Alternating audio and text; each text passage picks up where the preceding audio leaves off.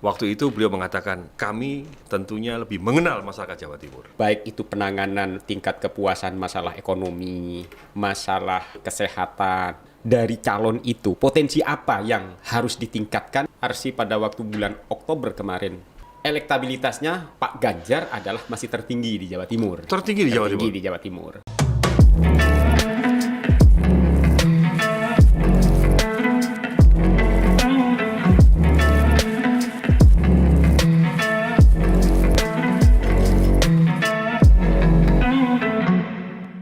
Assalamualaikum warahmatullahi wabarakatuh. Waalaikumsalam warahmatullahi wabarakatuh. Bertemu kembali dengan saya Haji Norman Fauzi, tentunya di acara Singkong dan Kopi, podcast dari Jatim News Media. Hari ini kami harus kembali mengulas dan hadir turun lanang saya dari Arsi, Kang Bayhaqi. Assalamualaikum, Kang. Waalaikumsalam warahmatullahi wabarakatuh. Kali ini harus siap untuk membahas yang lebih berat ya. Siap.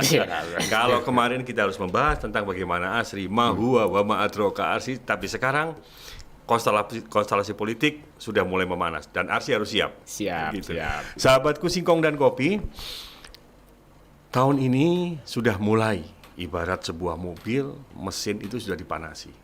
Tahun-tahun politik menjelang tahun 2024, gawe besar Republik ini akan diwarnai dan dipenuhi dengan ikhtiar-ikhtiar politik. Kita tidak tahu siapa yang nanti akan tampil, kita pun juga tidak tahu siapa yang akan jadi. Tetapi paling tidak melalui Singkong dan Kopi di Jatim News Media, kami harapkan ngobrol santai ini akan memberikan manfaat dan memberikan informasi. Tentunya saya ingin membongkar dapur Arsi ini, pemirsa. Karena Arsi di dapurnya sudah banyak menu-menu untuk tahun 2024, kan begitu ya? Betul. Mas Bayhaqi, Siap. ini dapurnya ini sudah banyak menunya apa aja nih untuk tahun 2024 atau mungkin 2022, 2023, tahun 2024. Monggo disampaikan. Terima kasih. Memang tahun 2022, 23 dan 24 gongnya ini adalah dinamakan tahun politik. Oleh karena itu, bagi baik itu dari kontestasi para tokoh yang mau mencalonkan diri, baik itu pilek, pilpres maupun pilkada, ini sudah dimulai di tahun 2022 ini. Artinya apa? Sudah mulai menyapa terhadap masyarakat, sudah mulai mengukur dirinya sampai seberapa besarkah dia, sampai seberapa kemampuan dia, ini sudah mulai diukur di tahun 2022 ini. Oke, tentunya kan masakan Arsi di 2019. Ya. Saya mencatat ini sahabatku Singkong dan Kopi, banyak catatan sukses Arsi di Pilkada Jawa Timur. Tentunya Arsi ini akan sudah membidik nih untuk beberapa kabupaten kota se-Jawa Timur, bahkan Pilpres untuk kesiapan itu. Yeah. Sejauh ini kesiapan daripada Arsi bagaimana? Arsi sendiri kita melakukan survei secara kontinu 3 bulan sekali di Jawa Timur khususnya. Ini di bulan Februari ini kita akan melakukan lagi karena jatuh 3 bulan, yang kemarin di 31 Oktober, kemudian ini akan mulai di pertengahan di 2022 bulan Februari ini. Oke. Ini yang akan dilakukan Arsi. Tetapi sudah banyak lembaga-lembaga survei yang melihat track record para tokoh, terutama sudah mulai bergeliat, sudah mulai berkeliling menyapa, baik itu tokoh nasional yang mau bertarung di Pilpres, ini sudah mulai menghangatkan diri gitu lah. Sudah mulai. Artinya apa? Tetapi kita harus sudah beberapa bulan ini tokoh-tokoh itu sudah turun ke bawah. Ya. Seberapa jauhkah dari tokoh itu, apakah tanggapan masyarakat? Apakah ada kenaikan atau bahkan stagnan atau bahkan kemungkinan turun? Ini yang harus kita ukur. Jadi nanti. sekarang Arsi sudah menangkap tokoh-tokoh pada turun ini sudah cek sound begitu ya? Cek sound, oke. Ya. Kalau secara internal nih, secara internal Arsi tentunya harus menyiapkan wadah kan begitu, sebagai wadah untuk survei dan wadah untuk kendaraan bagi mereka-mereka yang akan tampil di arena pertarungan di tahun 2024. Tentunya kan ada persyaratan harus daftar di KPU, persyaratan ini. Mohon dijelaskan apa saja persyaratan yang sudah dipenuhi oleh ARSI dan sudah dalam proses ini. Ya memang kalau masalah persyaratan administrasi, saya rasa ARSI sudah tidak ada yang terlewatkan. Oke. Artinya apa? Secara administrasi kita sudah layak sebagai lembaga survei yang diakui oleh negara. Gitu. Artinya ARSI juga di dalam pertarungan kancah tahun 2024 itu ARSI juga bisa tampil secara nasional dong? Bisa. Oke, tinggal sekarang ARSI secara legislasi di KPU belum, karena memang prosesnya belum terbuka. Mulai kapan tuh ARSI harus mendaftar di KPU? Ya nanti kan ada peraturan dari KPU, harus ada peraturan KPU lebih dulu. Gitu. Ya, internal KPU. Internal KPU. Kita menunggu itu. Kalau masalah pendaftaran ke KPU atau apa itu kan tergantung regulasi dari KPU sendiri gitu loh. Oke. Mas Bayaki, di antara kemarin daerah-daerah yang sudah dimenangkan oleh ARSI, mana daerah-daerah yang terberat dalam pertarungan itu?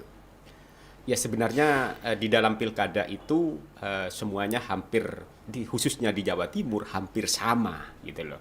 Artinya tidak ada dalam hal ini pemenangan tidak berat itu tidak ada, karena semua kontestasi di dalam politik itu hampir sama dan merata kekuatannya gitu loh. Tinggal bagaimana kita dalam pemahaman yang diberikan, strategi yang diberikan oleh kita diimplementasikan oleh tim sukses sekaligus para calon, itu aja gitu loh. Sehingga tatkala kita sudah memberikan strategi kemudian diimplementasikan dengan tim sukses dan para calon, maka tidak menutup kemungkinan akan memenangkan kontestasi yang ada pada saat itu gitu. Oke.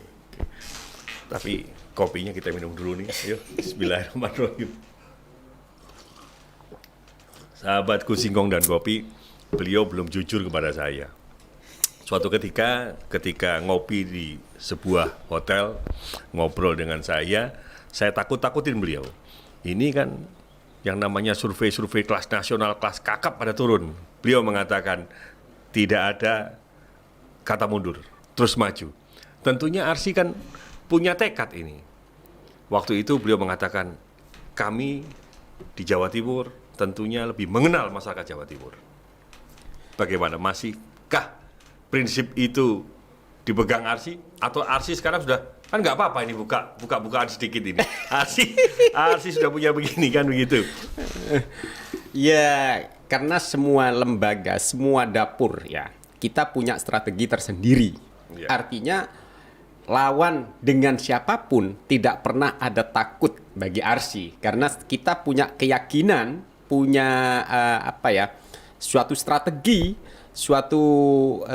di samping keyakinan bahwasannya strategi kita ini betul-betul yang terjadi di masyarakat, sehingga kita sangat yakin terhadap para calon yang sudah diberikan masukan, strategi diberi masukan oleh ARSI, maka tatkala para tim sukses itu menjalankan apa yang telah ARSI memberikan masukan itu dijalankan oleh tim sukses, maka ARSI ya dalam hal ini sangat punya keyakinan untuk memenangkan dalam kontestasi pilkada tersebut, baik itu pilkada, pileg maupun pilpres sekaligus. Mas Bayaki, tentunya ARSI ketika diajak untuk atau ditunjuk menjadi konsultan, tentunya ARSI tidak melihat tentang isi tas kan begitu ya. Kapasitas beliau, elektabilitas. Dan pada posisi ini ARSI tentunya harus punya sebuah kesimpulan. Kesimpulan awal dari ARSI untuk menentukan bahwa calon ini layak untuk didukung, layak untuk dijual. Itu bagaimana? Sebelum kita melakukan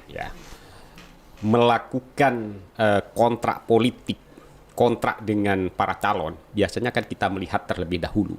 Kemudian ada potensi-potensi dari calon itu, potensi apa yang harus ditingkatkan, kemudian minus yang harus diangkat itu minus yang dari segi mana, kan begitu.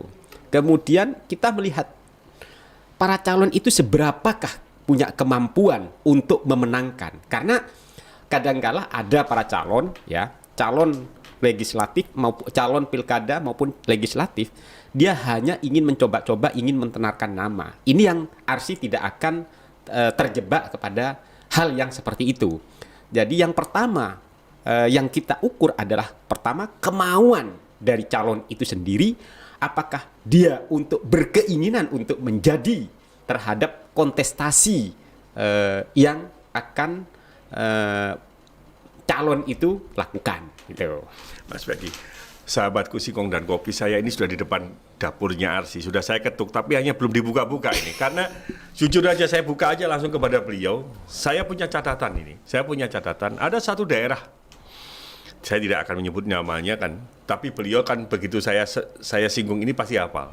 Ketika orang mengatakan bahwa calon ini nggak akan mungkin jadi, tapi waktu itu beliau telepon kepada saya berangkat ke daerah ini, saya katakan nekat banget, tapi ternyata menang. Tolong dibongkar dikit dong. Tidak boleh. Jangan. Artinya begini, satu hal yang saya pikir bahwa this is impossible. Yeah. Tapi ketika itu di tangan dinginnya Arsy, jadi possible. Yeah. Nah, ini jangan-jangan wiritannya luar biasa.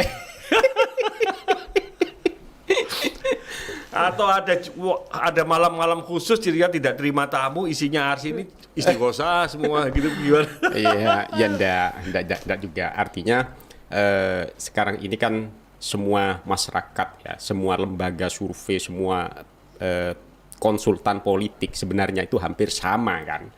Tetapi kita punya keyakinan dan punya strategi tersendiri yang tidak boleh dibongkar ke publik kan begitu.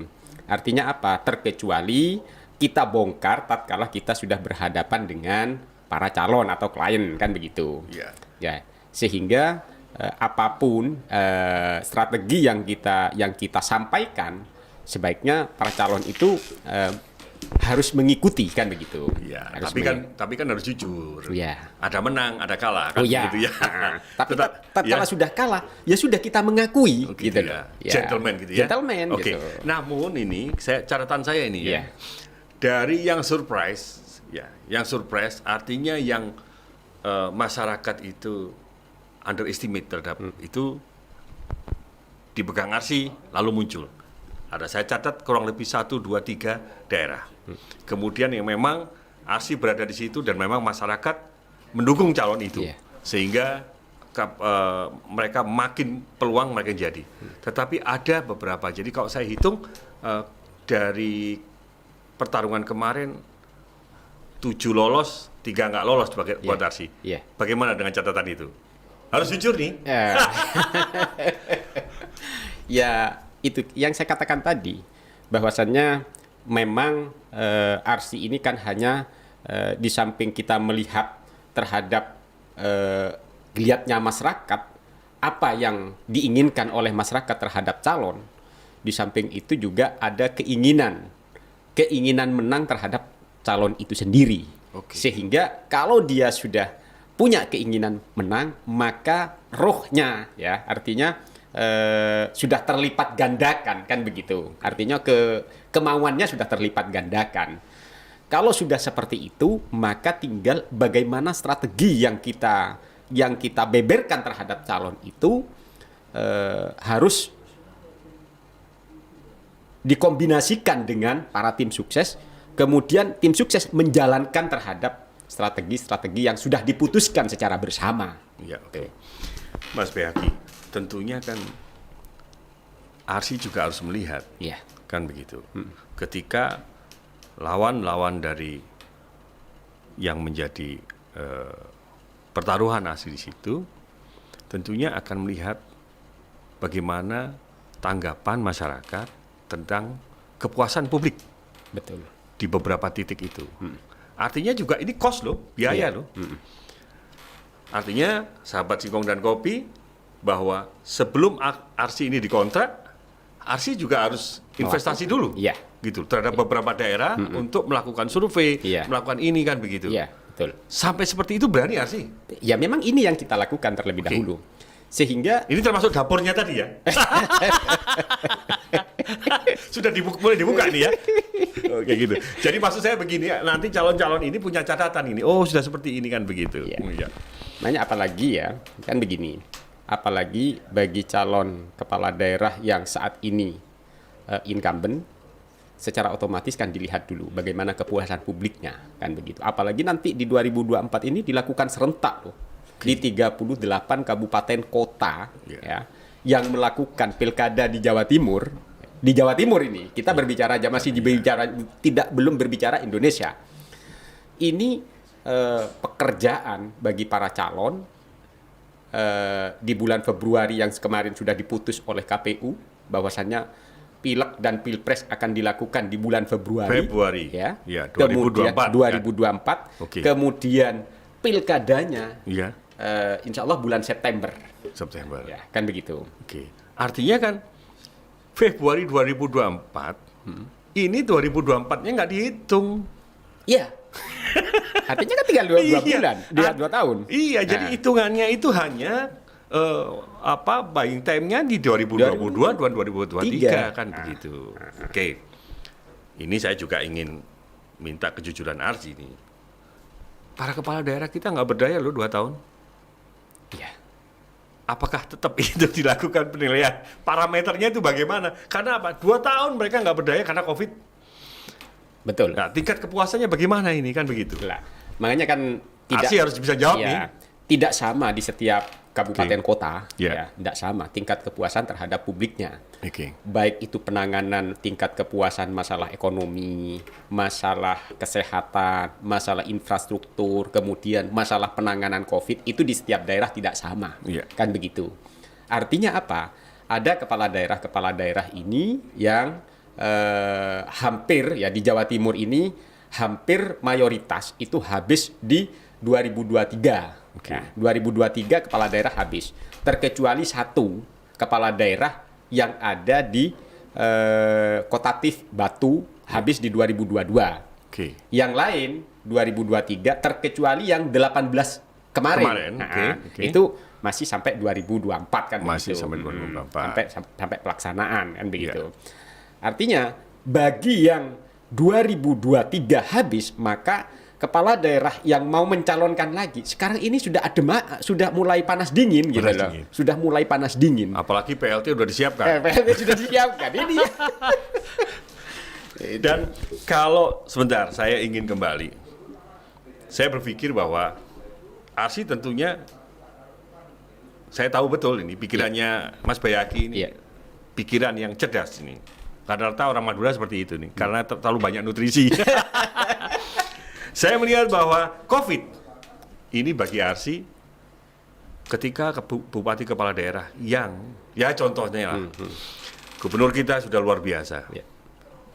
Bu Khofifa sudah dalam koordinasinya dengan instansi terkait, termasuk dengan Panglima TNI, dengan TNI-nya, baik Kodam maupun TNI AL dan Polri-nya juga luar biasa. Ini kan juga jadi tolak ukur, maupun dari daerah lain. Jangan-jangan ini menjadikan senjata buat Arsi bahwa ini sudah sukses tuh. Jadi berarti Arsi juga mengharapkan ada virus baru nanti masuk nih. Enggak lah. Ya, saya berharap Arsi itu berharap supaya virus-virus itu tidak ada lagi di bumi Indonesia yang kita cintai ini. Artinya apa? Masyarakat itu sehat, saya rasa semakin kontestasi para calon itu semakin lebih bagus kan begitu. Kemudian yang kedua memang saat ini ya di Jawa Timur khususnya di Jawa Timur ini kemarin saya melihat pada waktu di bulan Oktober kemarin kita melihat tingkat kepuasan terhadap gubernur ini sangat tinggi gitu loh. Artinya melebihi dari 80%. Ini sudah lebih dari 80%. 80% Tepatnya 82, sekian. 82. Bu Gubernur, Bu Khofifa, ini Arsi perlu dipanggil nih kayaknya. Diundang ke Gerhadi ini kan begitu. Langsung sambil membawa banner tingkat kepuasan publik 80 sekian persen kan begitu ya. Lanjut Mas lagi. Nah, artinya kalau bagi Gubernur Jawa Timur, saya rasa tidak ada kendala tentang kepuasan saat ini. Tetapi apakah bisa mempertahankan yang notabene-nya pilkada ini sudah masih kurang 2 sampai 3 tahun lagi kan begitu. Itu. Sehingga pada waktu yang agak panjang ini Gubernur Jawa Timur harus bisa lebih meningkatkan lagi gitu loh. Ya, jangan-jangan ini pesan untuk Pilpres kan ya? Lah, makanya itu. Karena saat ini di Pilpres saat ini ya tokoh-tokoh yang bergeliat saat ini, bahkan tokoh nasional setiap akhir pekan sudah mulai turun ke Jawa Timur. Ya. Ya. Ya, kemarin memang kami mengamati Caimin sudah turun ke daerah-daerah. Ya. Bahkan seorang yang cerdas, Gubernur Ridwan Kamil, kan begitu ya? Ya. Bahkan sampai harus makan sate ke Madura, kan begitu. Ini Arsy bagaimana menangkap fenomena ini? Ya, bagi kami itu adalah hal yang biasa, karena tanpa pengenalan, ya terutama daerah Jawa ini, khususnya daerah Jawa ini, makanya di Pilpres itu kalau bisa menguasai Jawa, kan hampir bisa memenangkan, kan seperti itu. 60%. 60%. Ya. Nah, makanya kalau bisa menyatu, kekuatan Jawa Barat, Jawa Timur, Jawa Tengah, dan Jawa Timur ini jadi satu kekuatannya bisa mengangkat, maka hampir dipastikan untuk memenangkan kontestasi dalam hal Pilpres tersebut, kan begitu. Nah, sehingga peluang-peluang seperti ini ya dibaca oleh para tokoh nasional ya, terutama yang saat ini yang masih menjabat sebagai baik itu gubernur maupun tokoh ketua umum partai, ini sudah mulai dibaca gitu loh. Karena peluang-peluang seperti ini jauh-jauh hari ini beliau sudah mulai turun ke masyarakat, sehingga nanti di pertengahan 2022 ini sudah bisa kelihatan sampai seberapa jauhkah elektabilitas para tokoh tersebut. Padahal yang punggawa Jawa Timur ini adem-adem aja ya. Bu Kofifa masih santai-santai saja, walaupun sudah masuk tamu-tamu yang ternyata tamu-tamu ini juga ingin menarik simpati dan suara, kan begitu. Ya, betul. Tetapi perlu diingat lagi, di billboard sudah berkeliaran juga Gubernur Jawa Timur bergandengan dengan Pak Airlangga. Lah ini kan bagian dari itu. Oh, ternyata bisa saja Gubernur Jawa Timur ini nanti akan naik ke RI, kan seperti itu. Kalau melihat tingkat kepuasan di Jawa Timur 80 lebih, ini tidak menutup kemungkinan bagi para calon presiden, siapapun calonnya, maka akan melirik yang namanya Gubernur Jawa Timur. Karena apa? Karena dia sangat disukai oleh masyarakatnya. Kalau di Jawa Timur bisa memenangkan, maka yang lain ya, katakanlah di Jawa Barat dia menguasai, kemudian Jawa Timur nanti wakilnya atau apa, ini akan kalau sudah menyatu maka tidak menutup kemungkinan akan memenangkan, kan seperti itu. Mas Bayhaqi, jangan ngomong Jawa Timur dok. Kan, gitu. Nanti selesai ini kita harus menghadap Bu Kofifa, kan. Gitu. Saya melihat Mas Ganjar bagus loh. Bagus. Tim kreatif mereka bagus loh. Bagus. Bahkan sebuah video yang ngapak itu beliau harus bermain di situ, diangkat gitu, kreatif. Mas Ridwan Kamil juga demikian, sudah kreatif, ide kreatif. Ini muncul memanfaatkan era digital. Arsy siap nggak di era digital nih untuk ke depan? Memang Arsy sudah menyiapkan tentang itu bagi para calon dengan Jatim News. Artinya apa? Kita bisa kolaborasi dengan Jatim News, kan begitu. Biar nanti Arsy bagian strateginya, kemudian digitalnya biar ditangani oleh teman-teman Jatim News, kan begitu. Oke. Mas, tahapan-tahapan ini yang paling krusial itu kan sekarang sudah masuk Januari nih. Ini tahapan pendaftaran. Februari. Pendaftaran parpol kan masih lama. Masih 1 tahun lagi. Enggak, Mas. Gitu ya? Enggak. Bagaimana? Ini kan sudah mulai tahap verifikasi partai politik. Ini kan di 2022. Berarti mereka juga harus nyiapin sipol segala macam. Betul. Waduh. Betul itu. Artinya betul-betul tahun 2022 dan 2023 tidak tahun ada celah satu hari pun. Tidak ada celah.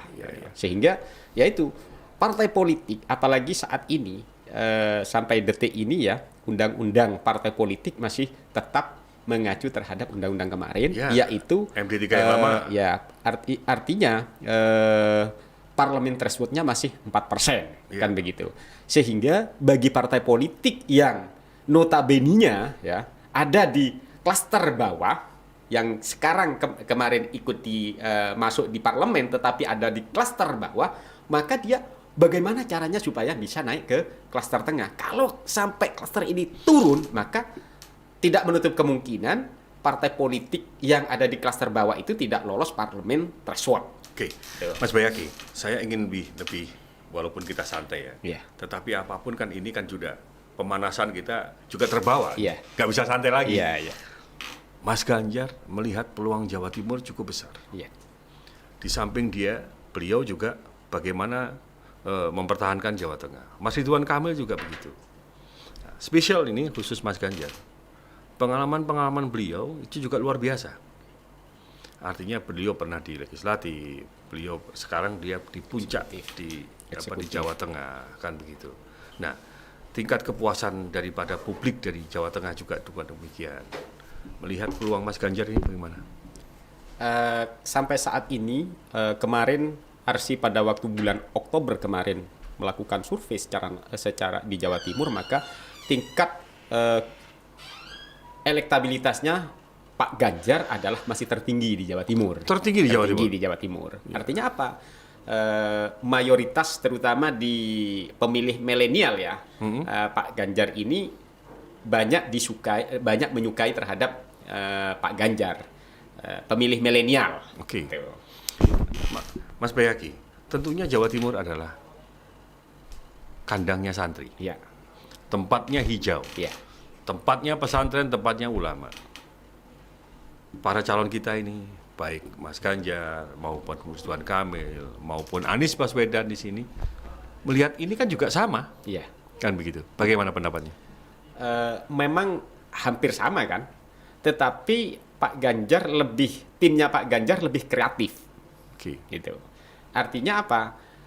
Kenapa? Kalau saya melihat, harus melihat tim kreatifnya Pak Ganjar ini lebih unggul dari tim yang lain, kan begitu. Sehingga terhadap kinerja elektabilitasnya Pak Ganjar ini masih bisa bertahan kalau nggak 1-2, jadi terus bertahan dalam satu tahun mulai 2021 sampai sekarang ini masih dipegang oleh khususnya kepala daerah. Kalau di kepala daerah maka Pak Ganjar masih tertinggi. Luar biasa. Sahabatku Singkong dan Kopi, Mas Ganjar yang di Semarang Jawa Tengah, rupanya Arsi sudah punya peta nih. Di Jawa Timur itu gimana? Sudah punya peta. Tinggal sekarang Mas Ganjar bermain dengan Arsi bagaimana ke depan. Oke, tentunya ada tanggung jawab kita loh. Tanggung jawab PRC, tanggung jawab bersama, tanggung jawab pemerintah, umarok dan ulama. Tentunya di demokrasi itu harus ada sesuatu yang baik, sesuatu yang sehat. Tanggung jawab kita bahwa demokrasi ini harus sehat. Masyarakat ini demokrasi tujuannya apa sih, kan begitu. Nah, ASI kan juga harus menangkap itu. Dan pendidikan politik kepada masyarakat. Persoalan hiruk pikuknya dan lain-lain sebagainya ini kan katanya orang pesantren wala alihi wa jemaahnya kan nggak urus kan begitu. Tolong dijelaskan, Arsi bagaimana tanggung jawabnya kepada masyarakat? Artinya Arsi kan juga tatkala kita melakukan survei, kita melihat peta kan, satu. Kemudian yang kedua adalah pendidikan politik terhadap masyarakat supaya demokratis betul, tidak terlalu tinggi sayun-sayunnya katanya jenengan tadi ya. Ini sudah mulai kita memberikan suatu masukan juga. Artinya apa? Masyarakat harus diberi pemahaman tentang demokrasi. Tidak hanya menerima sesuatu tetapi tidak tanggung jawab terhadap hasil. Ini yang harus diberi pemahaman, kan begitu. Artinya sekarang nih selain Arsi juga bekerja, tapi Arsi juga punya idealisme, kan begitu. Ini ngomong-ngomong Arsi sebagai konsultan yang kemarin sukses di Pilkada 2019 ini. 2020 ya. Ki tentunya kasih dong sedikit informasi. Kira-kira antara Bu Khofifa, Mas Ganjar, Kang Emil, Anies, ini kalau dikatakan tadi tertinggi, ini Mas Ganjar ini di mana yang paling ini? Apakah di Matraman karena masih Jawa sentris gitu loh? Apakah nama Mas Ganjar juga sudah mulai booming di Tapal Kuda? Wah gitu. Kalau di Jawa Arsi harus jujur dong. ya, kalau di Jawa Timur, Pak Ganjar ini laku baik nasionalis maupun religius. Oke. Artinya pemilihnya Pak Ganjar bukan hanya nasionalis, Iya. tetapi religius juga memilih Pak Ganjar. Oh, kalangan santri ini Kalangan juga. santri juga memilih. Nah, ini jadi ancaman untuk Iya. Bu Khofifa ini ya. Bukan ancaman gitu loh, bukan. Artinya apa? Pak Ganjar ini juga di samping nasionalis, religius juga mendapat perhatian ke Pak Ganjar. Tetapi di situ lagi pemilih PDI yang kemarin kita potret, pemilih PDI yang saat ini notabene-nya adalah partainya Pak Ganjar, tatkala tidak mencalonkan Pak Ganjar, maka pemilih PDI itu memilih Pak Ganjar. Ini yang harus diperhatikan. Artinya bukan loyalitas Bukan partai, tapi loyalitas figur. Oke. Ini kita sedikit pemanasan ya. Kenapa Arsi tidak memotret seorang pemimpin dari kalangan militer? Ada loh, Pak Andika, ada Pak Prabowo, ada Gatot Nurmantio, bahkan Panglima TNI kemarin yang barusan purna tugas, atau Kepala Staf TNI Angkatan Laut kita, atau yang lain, bahkan mungkin Kapolri kita. Bagaimana? Kemarin kita peluang militer di pilkada dan pemilihan ini, pilpres ini. Kemarin kita sudah memasukkan juga. Oke. Ya, ada Pak Prabowo, ada Pak Gatot, ya Pak Gatot Nurmantio, ada Pak Andika. Ya, itu kita masukkan juga. Oke. Kita masukkan. Tetapi beliaunya kalau Pak Prabowo masih di atas 1-2 dengan Pak Ganjar kan begitu. Tetapi kalau Pak Andika ini masih di rating tengah. Gitu. Tapi Pak Gatot ada di bawah. Gitu. Oke. Bagaimana dengan pendatang lama kan? Seperti mantan wakil presiden kita, apakah masih Pak Yusuf Kalla masih ratingnya masih tinggi, atau yang lain, atau Caimin mungkin? Kalau Caimin kemarin masuk, Caimin masuk, tetapi bahkan kemarin Arsi ini kan mau melakukan untuk variabel untuk berpasangan, gitu loh. Caimin kemarin masuk juga lumayan, gitu, di Jawa Timur. Artinya, terutama kalau Caimin di kalangan santri, ya, di kalangan ini masih berharap Caimin kan begitu. Ya. Tentunya sahabat Singkong dan Kopi, kita akan masih menyimpan lagi bagaimana pendapat Arsi, bagaimana kita ngobrol tentang pasca Muktamar Lampung. Itu nanti season berikutnya kita bicarakan. Kita juga masih banyak yang perlu kita sampaikan kepada masyarakat.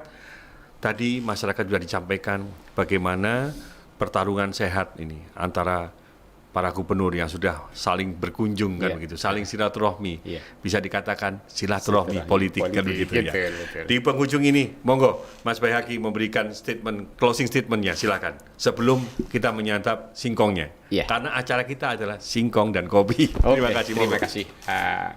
Saya rasa bagi semua tokoh baik yang punya berkeinginan untuk maju, ini sudah mulai melakukan menyapa terhadap masyarakat. Ini sudah mulai geliatnya, bahkan di Jawa Timur ini setiap akhir pekan itu ada para tokoh untuk turun ke Jawa Timur.